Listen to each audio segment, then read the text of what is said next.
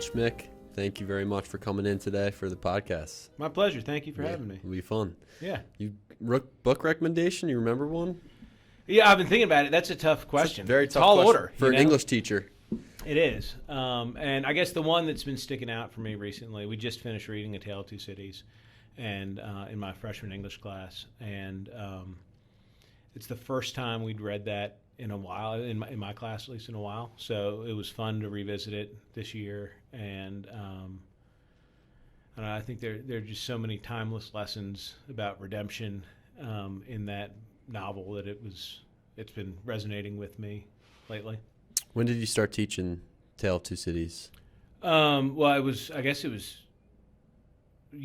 staple for the curriculum back. I mean, I remember reading it with Sherm Bristow when I was a ninth grader here, and then my first years on the faculty, I taught it, and really up until recently, I taught it every year. The last probably 4 or 5 years, I haven't been teaching it, just because it's a major commitment. You know, it takes a full quarter plus. What, 400 more? Just shy of 400. It's 400 Yeah, pages? like 390, something like that. But it's dense, and Yeah. and it takes a while for the kids to read it, and it takes a while to get through it. But it's such a beautiful novel, and it's I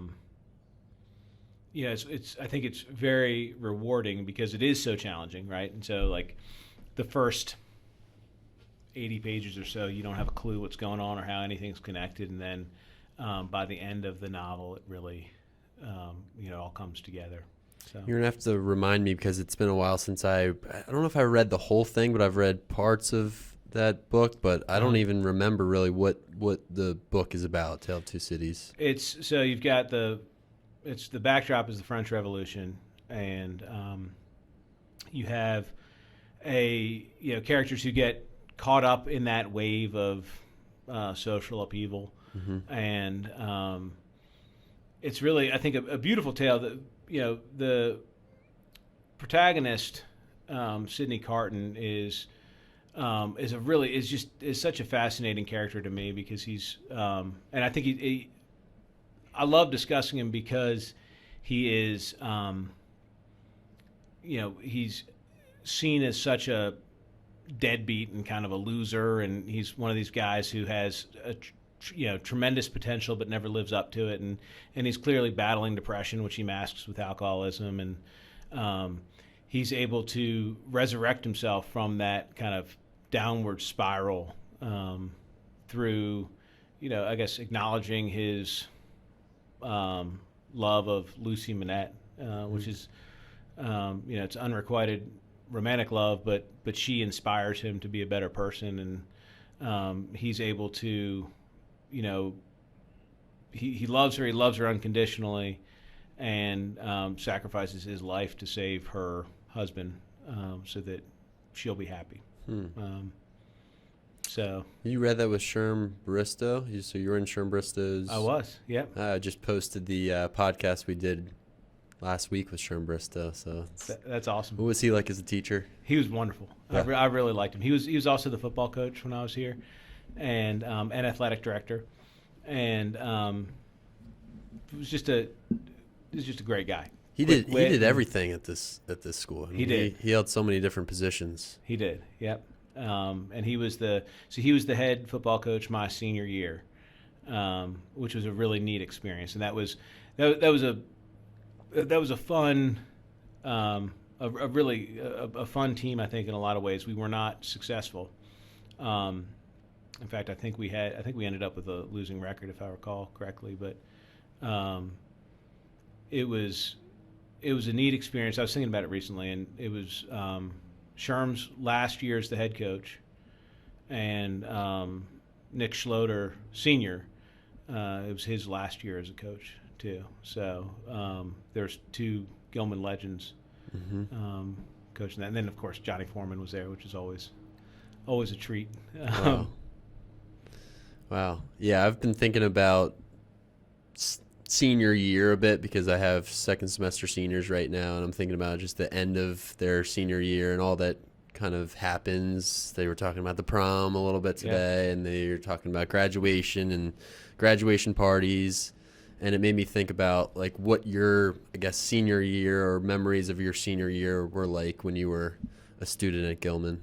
That's a great question. I just had my 25th reunion last weekend, so I've been thinking a lot about that as well. It was interesting. I was asked about, so we were, the centennial class of '97, and I was recently asked about like special events to commemorate that year, what it was like to go through that as a student. And to be honest with you, I couldn't really remember any. And I asked my classmates at the reunion, and they couldn't think of much either. We graduated. Our graduation was held at the Homewood campus at Hopkins, which was really cool. But I think that what really stuck out that year was we understood it was a historic year for the school, and like I said, there were folks retiring at that point and who had been kind of Gilman legends. In some ways, it was a bit of a changing of the guard, and so it was that was definitely, I think, in the back of our minds at the time. But we had the class of '97 was a really special class in a lot of ways. I think we really supported each other and loved each other and had a lot of fun together. And so I think we all just kind of focused on understanding, with all that you deal with in your senior year, we had all the pressures and whatnot, but that are there, and I think they're enhanced. Excuse me. I think they're enhanced now for seniors. Senior year seems much more stressful to me, but I think we really, as a class, made a point of wanting to support each other and spend time together, and we were able to do that, and it was a special year. So it's a nice class. We some really wonderful people. I was fortunate to go to school with a lot of really wonderful people, and it's been really neat to see what they do with their lives. They've done some really impressive things. Yeah. What's it been like? What was it like for you this weekend, coming back to your reunion and just seeing everyone again? It was a whirlwind. Yeah. It was a big birthday weekend as well. That's right. Yeah, big 4-3. It was special. I think it's always great to see my classmates, and I prioritized that. But I was just telling Cesare before we got started that it was really fun to see the class of 2007. They were one of my first classes when I was on the faculty, and that's a great class too. That's Joe Valentine White's class, and there's some really neat folks from that class who I've stayed in touch with and kind of crossed paths with over the years. And then the class of 2017, which is my first class when I came back from my hiatus at St. Christopher's, to see them was really special as well. And I did not get to spend enough time with them. I wish I had seen more of them. It's got to be overwhelming to see all of your friends, all of your classmates, and then the guys that you taught, and have enough time to really catch up with people properly. It's insane. It also happens to be my father's graduation year, so a reunion year. So, always run into some of his classmates from '67, so which is a treat as well. Yeah, and I don't really even know as many people, obviously, as people who have gone here do, but I was walking around, floating around, and just watching some of the ceremonies and the different locations as I was working the weekend. Like, I checked everyone in my tent and then kind of floated around, and it was just cool to observe just the different dynamics in the different classes. Yeah, it's fun. I think Gilman does a really great job. The development office and Thanel and the alumni office, they do a great job of putting on a wonderful weekend that's offers a variety of experiences for alums. I don't really take advantage of a lot of those just because I'm here all the time and see it. But I think that the reunion party is really fun, especially the one on the Harris Terrace where you get to see everybody and all the classes are together, and I think that's a nice way to kick things off. And I enjoy so my first few reunions were off campus, at different restaurants around town, and that was fun. But I think there's something special about being on campus, and the Smythes were very gracious hosts on Saturday night, and so we got to spend some time over there and with our classmates, which was nice. Awesome. Yeah. Do you? Well, maybe I'll ask you a little bit about coming back to Gilman as a teacher, as a faculty, and what that experience was like, and really what you remember in those early years of teaching here. The early years were a bit of a, I mean, it was crazy, right? So I think I always knew that I wanted to be a teacher. Really? Yeah, I think that if I'm honest with myself, that's something realization I came to pretty early on. But I also knew that I wanted to do something else before I got to Gilman. I was hoping I'd come back to Gilman, but before I got into teaching, I wanted to try something else. And so I did. I was a Red Bull salesman for about 6 months, and that didn't really suit me. And so I quit that job. I was in North Carolina and moved home, and I was working for a friend of mine out at Schwan Downs, and a position opened up, kind of a late summer position opened up, position opened up in the late summer, and at Gilman to teach history and English and coach football and lacrosse. And I came and interviewed with Eva Turner, who was the head of the upper school at the time, and I think I was offered the job on August 9th and started working on August 10th. I had to show up for football, and I had to do all the summer reading and trying to figure out what I was going to teach and what it meant to be a teacher. I mean, it was really a whirlwind. Fortunately, Brian Ledyard was here at the time. He was a rookie teacher that year. And then Tom Previs, who's on the alumni board. I met him at the great guy. reunion. So the three of us were in an office in the old Cary Hall, which was the office. So where the bathroom is located on the second floor, that was our office. That for that, I guess, year or two, and it was just, we supported each other and kind of went through it together. We were all kind of teaching different classes, but we were all in the English department, and so we were all kind of figuring it out together, and it was fun. I mean, it was wild, and there were some great kids. I remember, I was close enough to being a student that there were kids that I remembered from my time at Gilman, and I taught a handful of younger brothers from friends of mine, which was really fun and special too. Did you have certain mentors or teachers that you were familiar with, or maybe that you had, that kind of helped guide you into your early years of teaching? I did. Well, my father was a big resource because he had taught freshman English, and so he gave me his notes and materials and stuff. And then I remember Larry Malkus was super helpful at that time. In the history department, Ned Harris was helpful. He was my former, 11th grade history teacher.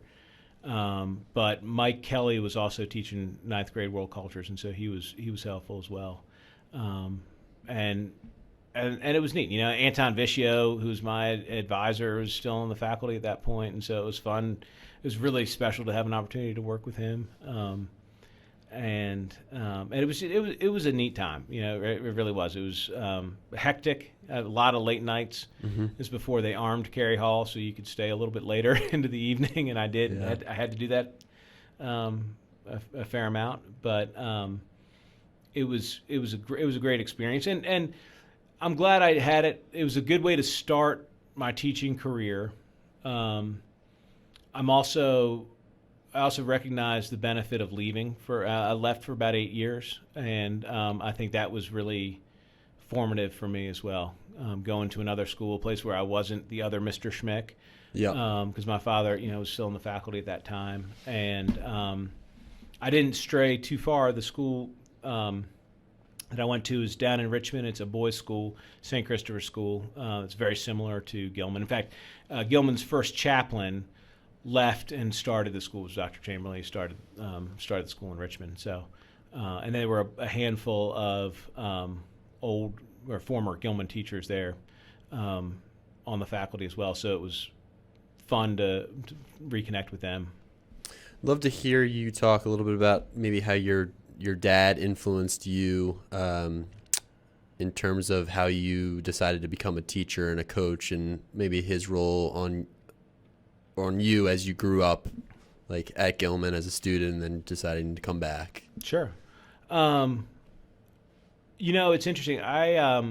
So my father spent his entire career in education here.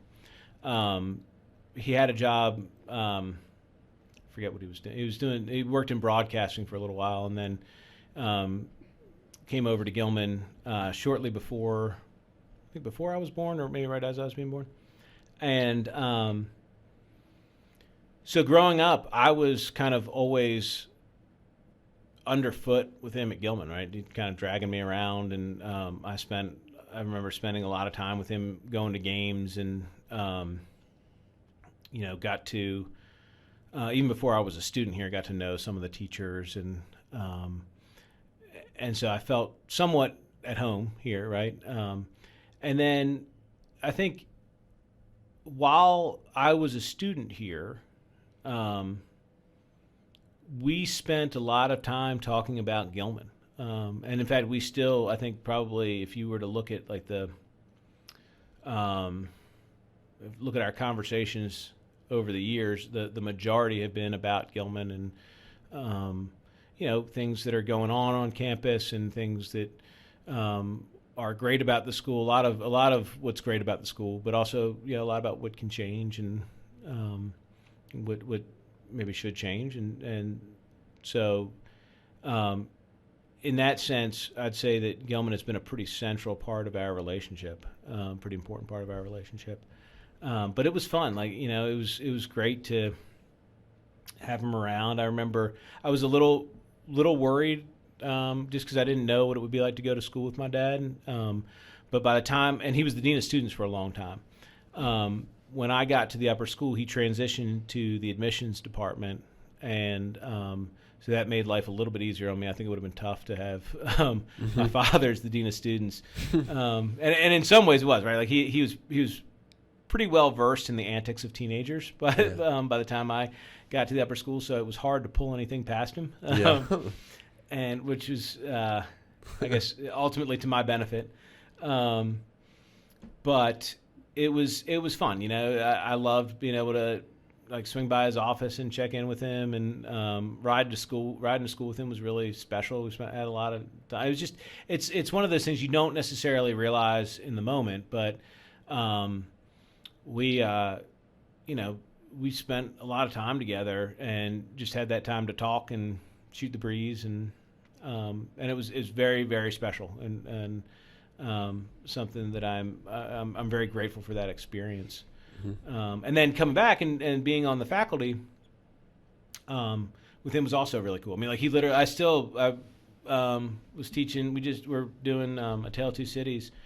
I'm sorry, we're doing The Merchant of Venice right now, and I use his copy of the book that's annotated, and nice. And I have a copy of his Tale of Two Cities as well.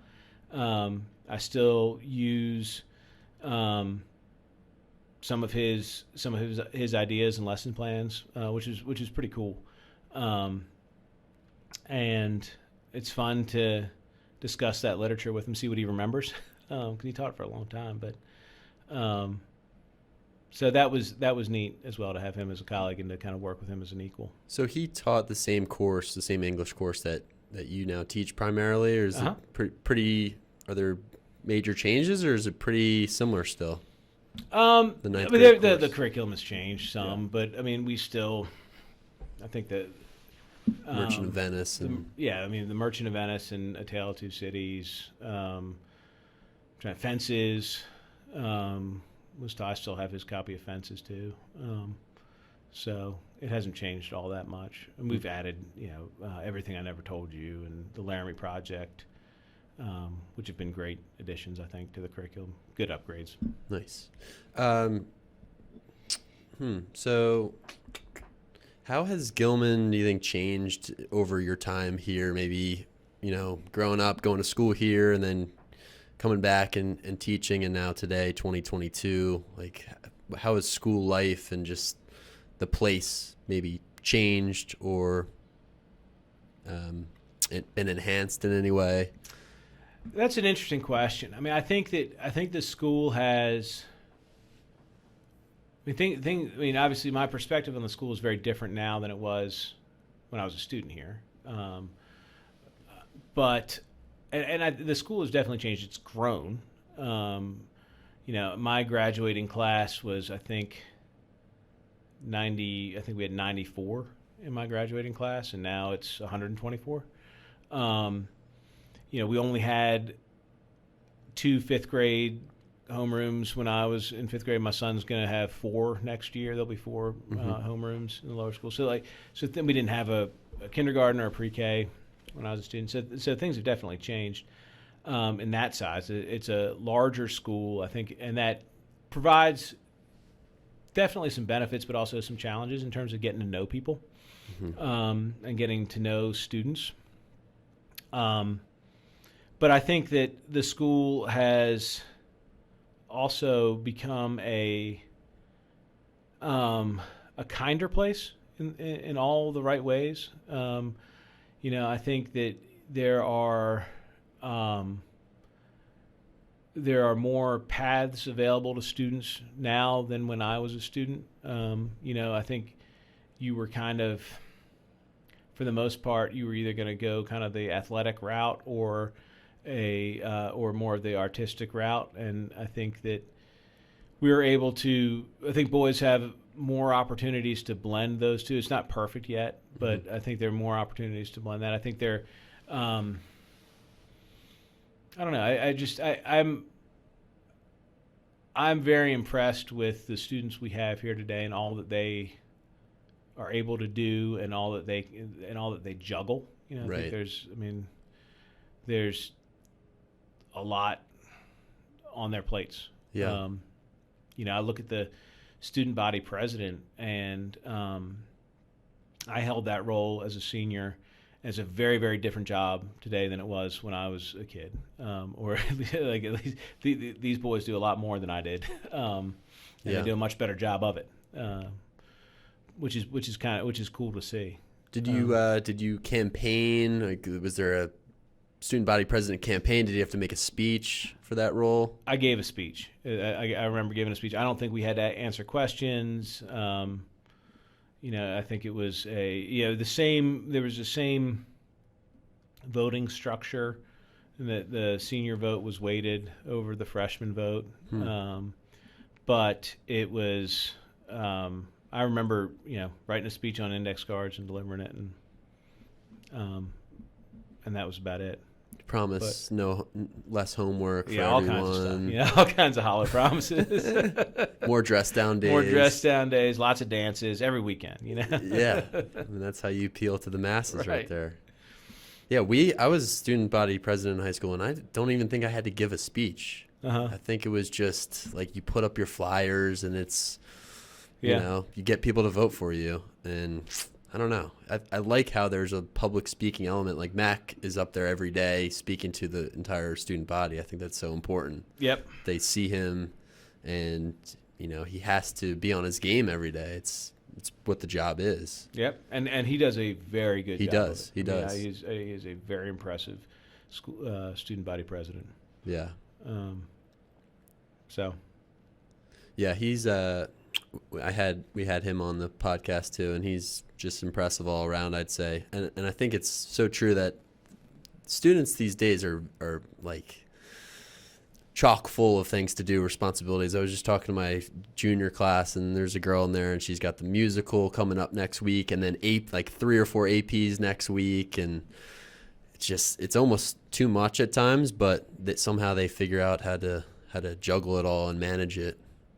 It is very impressive, and sometimes I worry. Like I do think that it's we need to be very mindful of all that the students have going on, and we need to be very. I think anything we can do to help them balance all of these pressures is very important, and much more so that I'm much more aware of it now than I was as a student. Like I remember my senior year being insane and very busy, but I don't get the sense that it was anything near. It doesn't seem anything nearly as it doesn't seem nearly as intense as it is now for the students. So. Yeah, and I look back to my high school 4 years, and I think in some ways it was more difficult even than college, even though college was difficult in a different type of way.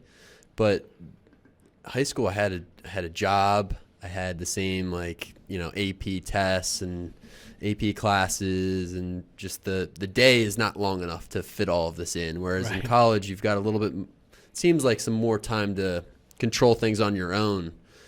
But yeah, it's amazing that they can get everything done. And there's a lot of late nights. Just from talking to the juniors that I teach, there's a lot of very late nights handling all of this stuff. And I don't know. I think there needs to be mindfulness of that and a little bit more. I mean, I almost did a meditation session today in class because it just feels like it's very, very busy time for the juniors right now. Yeah, it is, and on top of all that, they've got social lives, right, which are really important too, and a huge part of high school.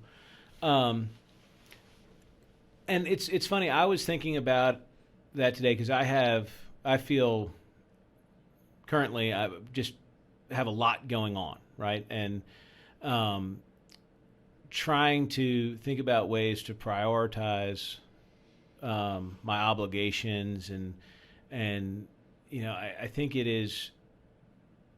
I think you're right. I think anything we can do to help students to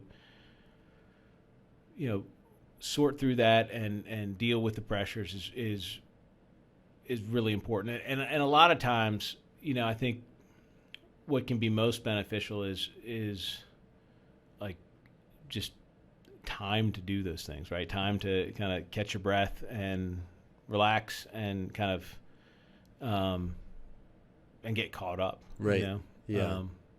But it's time is precious and hard to come by. Yeah, some time in class maybe. I don't know, I think maybe 30 minutes of the 80-minute period, if that was just devoted to catching up on work or catching up on reading. Mm-hmm.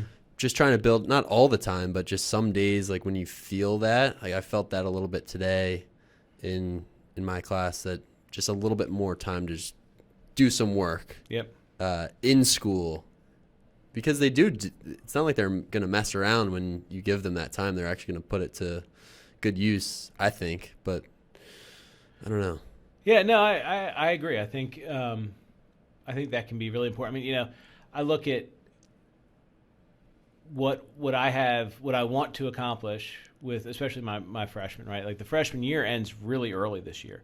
I think it ends about a week after the seniors end because they're going on Outward Bound.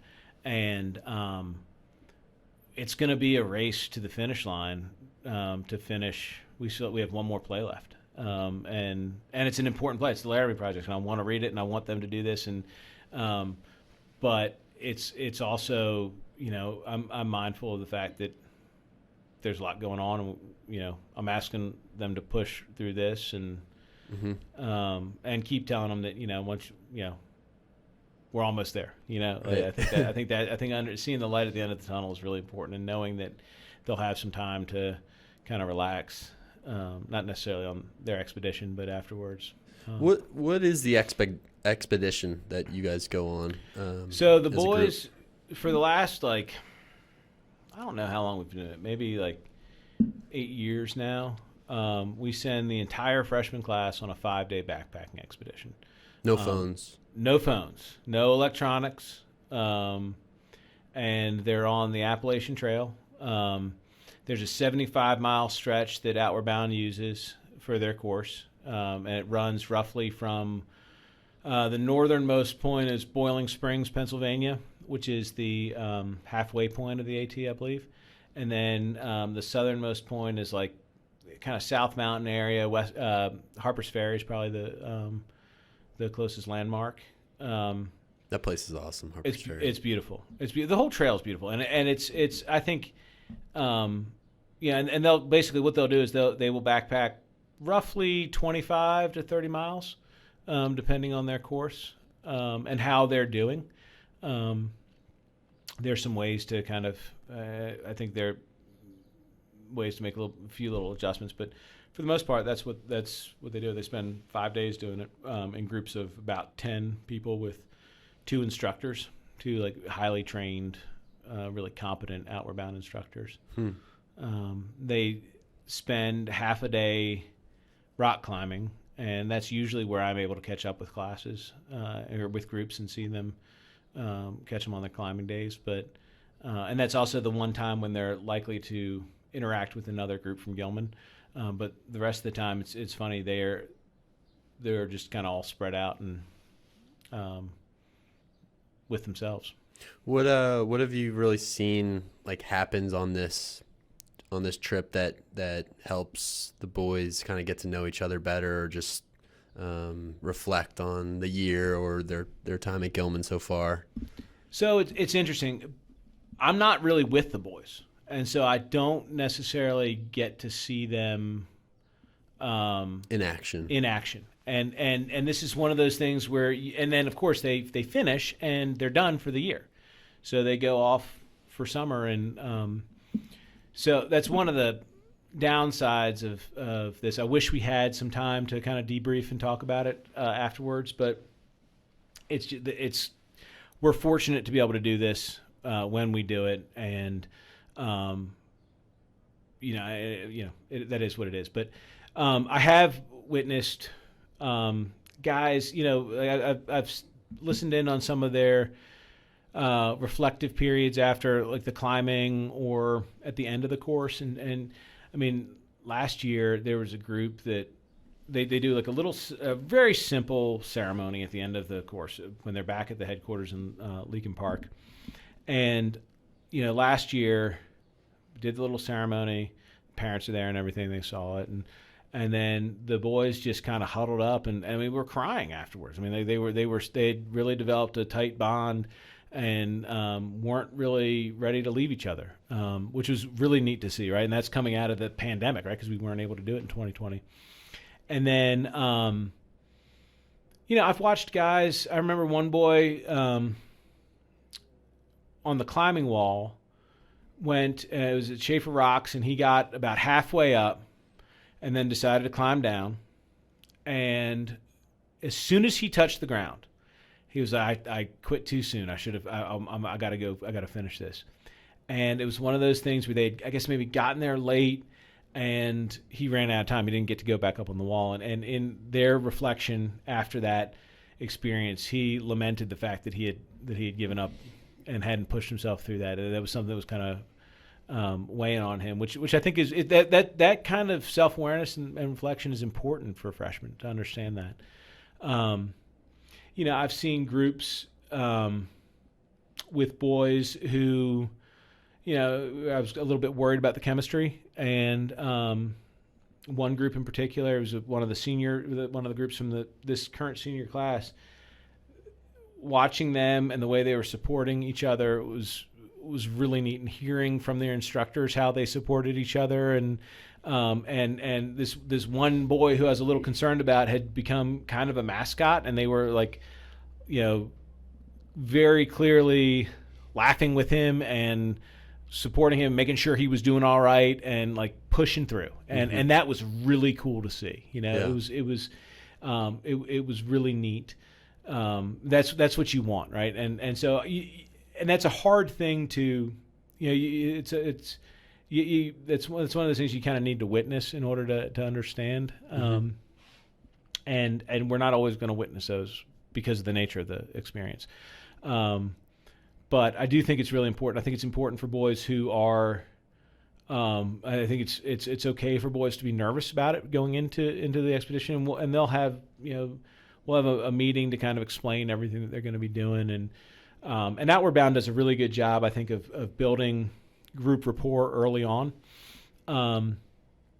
But they, I think it's okay to like go through a little bit of anxiety about it, and tackle that fear, and realize that it's not that bad. One of the examples I point to all the time is, they carry these backpacks that weigh about 40 pounds. And so to start off, they get all their personal gear and then all their crew gear together, and they put it in the backpack. And every year, a kid's like, how in the world am I going to carry this, 100 yards to the van?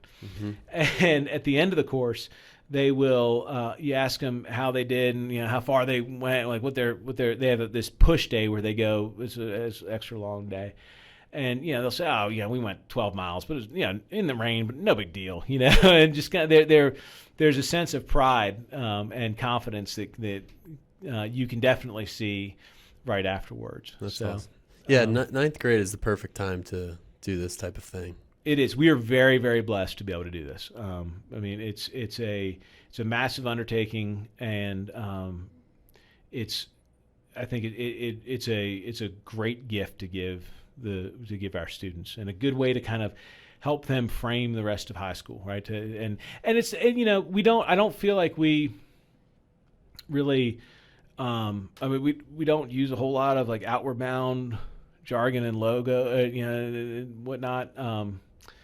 But I think that it's one of those experiences that, and I know this from personal experience, that you look back on when things are tough. I mean, I did a course when I was first on the faculty at Gilman, and I remember, there are times when I need to kind of steel my courage and confidence a little bit, and I think back to that experience and what I did there and how I got through it. And I wasn't, I might not have been excited about a particular part of the experience, but I did it and learned from it, and it gives me the confidence to go through the next challenge. What was your outward bound experience like that you had? It was interesting. So I did not have that like kumbaya moment where like I became best friends with everybody on my crew. In fact, I didn't really like anybody in the group. I got along perfectly with them, but they did not keep in touch with anybody.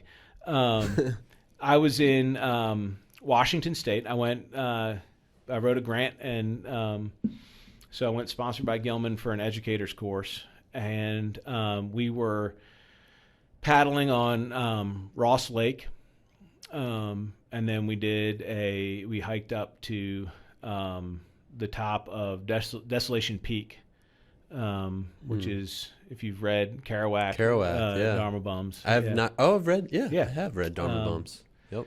And it was an interesting experience. Like I said, the people, were not necessarily my cup of tea, but I got along fine with them, and it was, I think, obviously a good experience. I'd love to go back to that area again, and it was interesting. So I finished that course. As soon as we finished, I got a note that my grandfather had passed away, and that was something I knew was likely to happen, but it was interesting going from kind of that introspective experience of Outward Bound, and we did like a solo and all that. I think that helped me kind of process his passing and what that meant for me, and so it was interesting. How long was that experience? It was only a 5 or 6 day course. Yeah. Interesting. I might want to do that. It sounds difficult, but it would be interesting to look back on, or there are definitely parts of it that are. Yeah, they have Outward Bound. It's a great organization. I've really enjoyed partnering with them. They have some really wonderful folks over at the Baltimore school, but then they have schools all over the country. I think all over the world, and I think they have a really good philosophy and a really good approach to encouraging people to push themselves beyond what they think they're capable of doing. Did you bring this program to the Gilman ninth grade, or was it already here beforehand? So I helped to start it. If I remember correctly, I think Henry had Episcopal over in Alexandria has a similar program. They've been going for, I think, over 20 years now, and so Henry had been talking to their head of school or somebody over there, and then we have a lot of connections through Outward Bound at Gilman. Bonnie Allen, who was a art teacher, is on the board there. Jim Garrett who was the assistant head of the middle school and like a long time, he's a Gilman alum and like wonderful, awesome human being, was one of the founding board members. And so, and he's been extremely supportive of this program. And so I think, they got to talking and figured we should do something like this. And, so yeah, it's great. We started doing it, and it's been wonderful. Yeah. I think it's a great experience for the boys to have at the end of their freshman year. It really helps them to frame the rest of their senior experience, and it's something that they'll carry with them well beyond. And like I said before, it's one of those things they may not think about every day, but when they need it, they'll have it. Yeah. Yeah, I think about that because I was a chaperone on our trip a couple years ago to Peru, and we did a little bit of hiking, but we were also just living kind of in the jungle. Like couple of the nights we were out there in eastern Peru, like way in the jungle, and it was a little freaky at times. But I think those experiences, especially for the high school boys, were, incredible and certainly pretty amazing to look back on. Yeah, so I think probably this experience is very similar.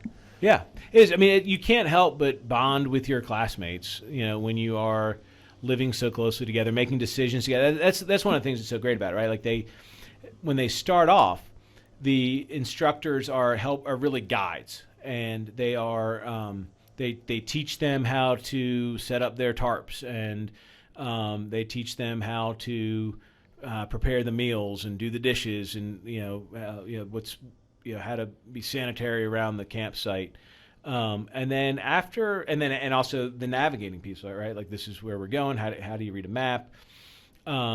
But in pretty short order, they turn things over to the boys so that they end up, by the end of the course, they're making the decisions. They decide how far they're going to go before they stop. They decide. I don't think they can really decide where they sleep, but they can. They make. They do the navigation piece, and there's some stories that I think now the guys will look back and laugh on, but where they've made navigational errors and it's cost them, a couple hours of hiking in the wrong direction, or, hitting a dead end trail or something like that. And so, it's neat for them to have that responsibility. Mm-hmm. One year they had torrential downpours when they got up there, and there are ways that you can, if you kind of take care of your gear, there are ways that you can avoid everything getting soaked, and some guys didn't really do that, and so they were stuck with like maybe a night with a wet sleeping bag. We were able to replace it with a dry one. But little lessons like that are about like taking care of your stuff that can be taught and really driven home in the field, I think are important, right? Responsibility. Is that personal responsibility, and and it's a place where it's a very real lesson in the moment, but it's not that big of a deal, and I think they learn it and it'll stick with them, and we only had to replace sleeping bags once, Yeah. And I think struggling through that, right? Like I always kind of hope for it's not bad if they have a little bit of rain. I don't want it to rain the whole time on them, because then that's miserable. But right. Struggling through that rain, and then they appreciate the bluebird days even more. Yeah. Which is cool too. What has it been like in your perspective this year, and coming back from 2 pretty irregular years of virtual learning and the whole COVID chasm that we've experienced, and having, freshman boys in your classes, and just, observing the upper school at Gilman after COVID? Like, what are some of the observations that you've made, I guess, in terms of the student life following that period? Well, I think students are hungry for opportunities to be together. They are, and this is true, I think in a lot of ways we've kind of, in terms of like student life, student involvement at the school, I think we're kind of back to where we were in 2019. Yeah. And which is wonderful to hear, right? Like, I love the fact that there are so many different student initiatives going right now. I mean, we've got all of the different Ben Brandenburg initiatives. We've got the Hispanic Awareness Club is going to be roasting pigs. We've got a couple of cookouts coming up for seniors. Like there are a lot of things going on right now. John Guerrero and the UNICEF Club is looking to do something, another kind of like fundraiser, and that stuff is great, right? Because that's I love that sort of enthusiasm for being at school and being around and doing things for others. I think, one of my big takeaways from this, and one of the things that I've really made, I think I've been more conscious of doing this since we returned to school, I guess probably in the fall of 2020, is just taking time to have conversations and taking time to like hang out with students. I think that is, for me, that's why I'm doing this, right? Is to get to know the students and spend time with them. And so like I have made more of an effort to keep my door open in the afternoons and to, stop what I'm doing when kids come in and, encourage them to take a seat on the couch and not only talk to them about what they're hoping to accomplish in terms of their latest initiative, but also just kind of what's going on with them, and I found that I've had, for me, like I've really appreciated, I've been conscious about appreciating those conversations more than I think I did before the pandemic hit and before we were separated. Mm-hmm. I think that's, to me, that's a big part of this community and is kind of spending time together and being with each other. And that's what you really felt the absence of the last couple of years is the conversations, just, the hangouts or the just light conversations about things that don't have to do with the next assignment or the next game, just getting to know the people, colleagues and students. Yeah. It's huge. And it's, I think it's what,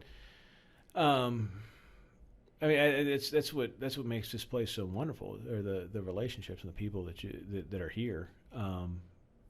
So, and that's, quite frankly, to the detriment of my return time on assignments. But I think it's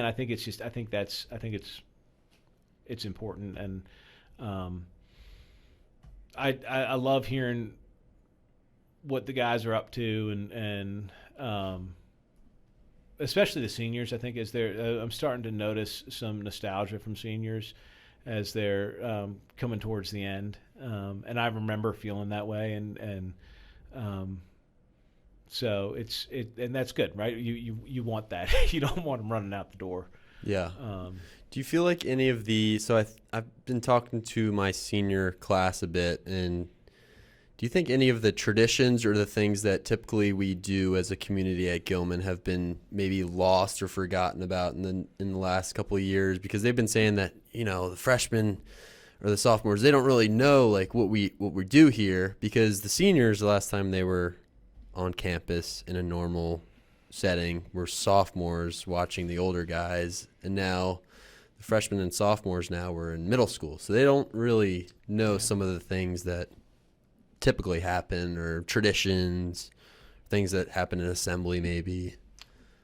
And I guess people fear that's going to be lost. Or I feel like our students are pretty observant, and I think that I think they've watched the example set, very good example in many respects, from the class of 2022. I think that class, Mac talked about this being a comeback year, and I think in many, many respects that's true. They've accomplished that goal. We've done just about everything that we would do. I don't know. I can't really think of anything that we haven't been able to do this year, in terms of like student life stuff and things that were part of our culture and tradition beforehand.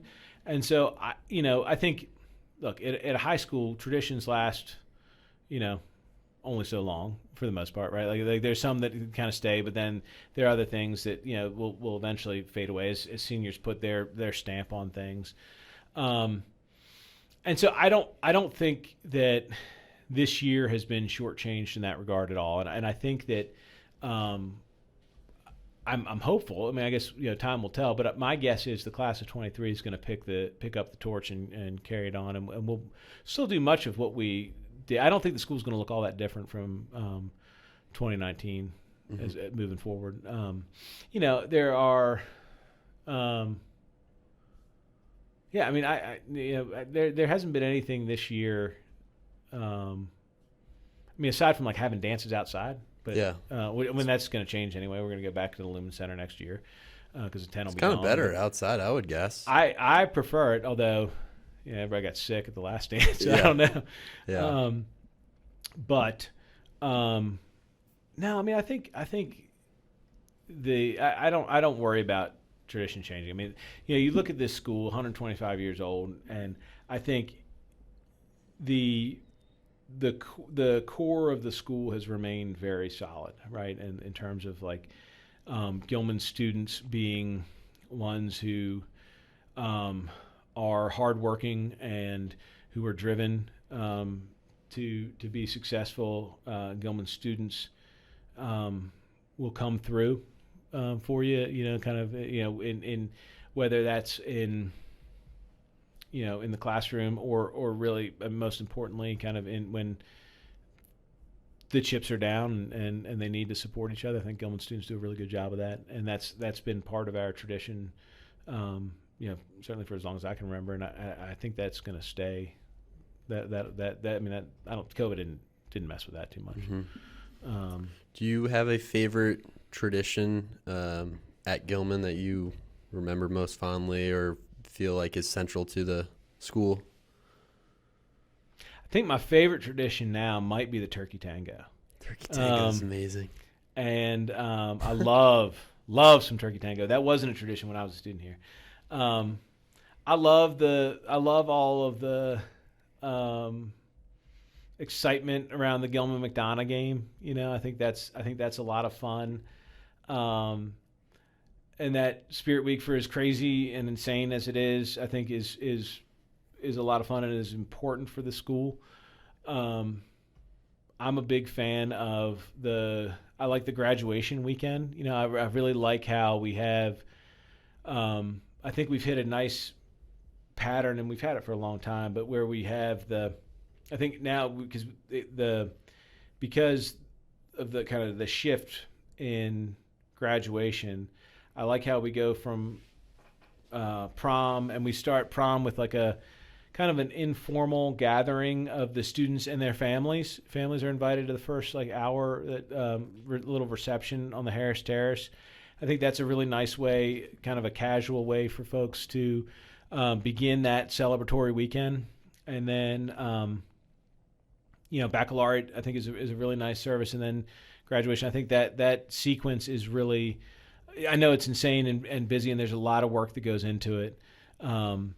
But it's, I think, a really, really nice way to end the year and to celebrate the seniors and their families, So, I don't know. I don't know that I necessarily have a favorite. I think this is obviously a really special place to me, and I think each season has its own wonders, and joys. And I like that, right? Like it's great to feel that way, even in the winter, which is when I struggle the most. What kinds of things do you like to do in the summertime? How do you like to spend your time in the summers? I know you said that you had that Outward Bound grant experience, but I'm sure there have been other summer experiences over your career that you've really enjoyed, or things that you look forward to in the 3 months that we have off, which is the best thing about teaching is that you get 3 months off. It is a wonderful benefit. It's funny. Things obviously, like my summers have changed as my family's grown.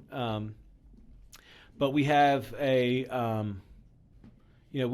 as a family, we do two. We're really fortunate that we get to do 2 beach trips. One with my wife Kate's family to South Carolina, and then one with my family to Bethany, and that's a really important trip for me. I've been doing that pretty much all my life. I'm going to Bethany in the summertime, and so that's always a lot of fun.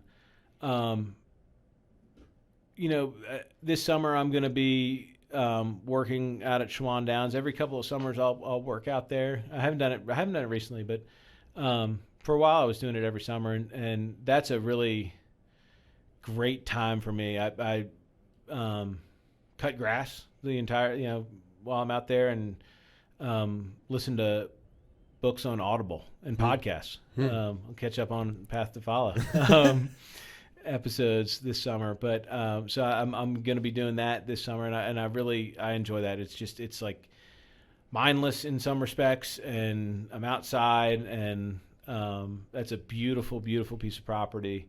And so I feel very fortunate to be able to spend my time out there.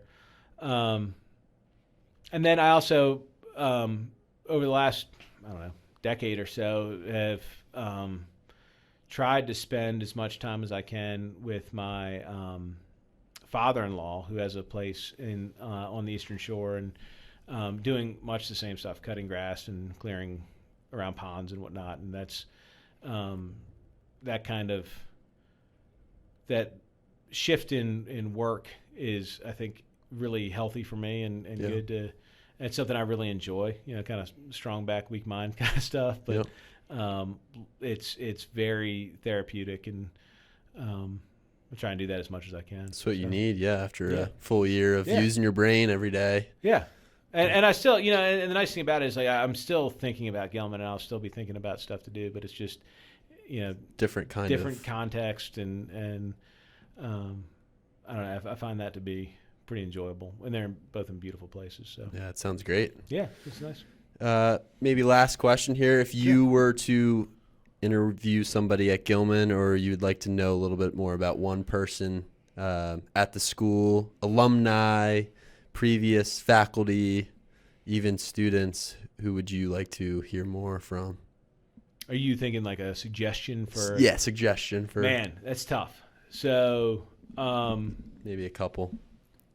I think so. It's interesting. I think Carlo Young, who's a classmate of mine, is a trustee, and so he's an alum, he's a trustee, he's a parent, but a really good guy, and I think he would be a good person for you to reach out to.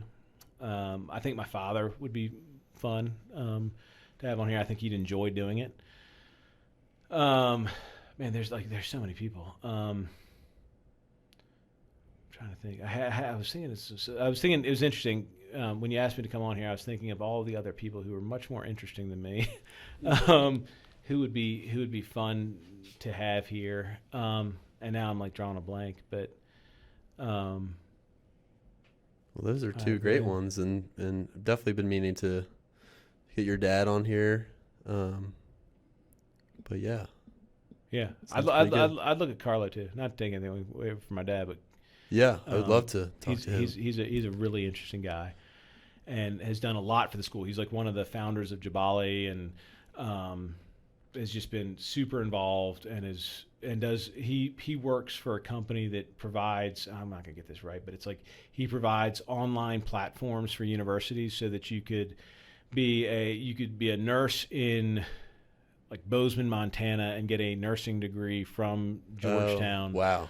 Nursing school. So that's awesome. It's a really cool program that he's involved with, and his wife is really interesting. She does makeup for like for characters in movies. We were just talking about it this weekend. She's working on something for HBO right now. I can't remember what it was, but I know she did Mayor of Easttown. But anyway, but Carlo's a really interesting dude. Love to get him on. Well, it's been a long time coming for you, and I appreciate you taking the time and talking to us here. It's a great conversation. I appreciate it. Yeah, thank you very much. This was a lot of fun. My first podcast, so I'm honored to be here, and Appreciate it. Yeah. Thanks thank for you. doing this. Of course. All right.